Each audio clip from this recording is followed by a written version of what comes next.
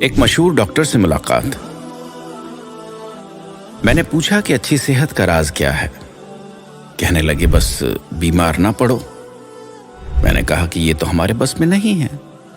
ہنستے ہوئے کہنے لگے بالکل ہے۔ میں نے کہا آپ بتائیے، میں بالکل عمل کروں گا۔ وہ میرے قریب آ کر آہستہ سے کہنے لگے کہ منہ میں کبھی بھی کوئی چیز بسم اللہ کے بغیر نہ ڈالنا، چاہے پانی کا قطرہ ہو یا چنے کا دانہ۔ میں خاموش ہو گیا۔ پھر کہنے لگے کہ اللہ نے کوئی بھی چیز بے مقصد اور بلا وجہ نہیں بنائی ہے۔ ہر چیز میں حکمت ہے اور اس میں فائدے اور نقصان دونوں پوشیدہ ہیں۔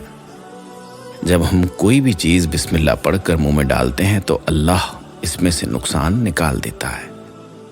ہمیشہ بسم اللہ پڑھ کر کھاؤ پیو اور دل میں بار بار اللہ کا شکر ادا کرتے رہو، کبھی بیمار نہ پڑو گے۔ میری آنکھیں تر ہو چکی تھی یہ سوچ کر کہ یہ کتنا بڑا عالم ہے۔ دیر ہو رہی تھی۔ میں سلام کر کے اٹھنے لگا تو وہ میرا ہاتھ پکڑ کر کہنے لگے کہ کھانے کے حوالے سے آخری بات بھی سنتے جاؤ۔ میں جی کہہ کر بیٹھ گیا۔ کہنے لگے اگر کسی کے ساتھ بیٹھ کر کھانا کھا رہے ہو تو کبھی بھول کر بھی پہل نہ کیا کرو، چاہے کتنی بھی بھوک لگی ہو۔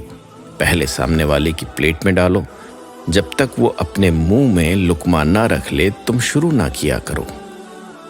میری ہمت نہیں ہو رہی تھی کہ اس کا فائدہ پوچھوں، لیکن وہ خود ہی بتانے لگے تمہارے کھانے کا صدقہ ادا ہو گیا اور ساتھ ہی اللہ بھی راضی ہوا کہ تم نے پہلے اس کے بندے کا خیال کیا۔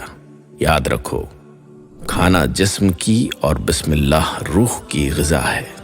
اب بتاؤ، تم ایسے کھانے سے بیمار پڑ سکتے ہو؟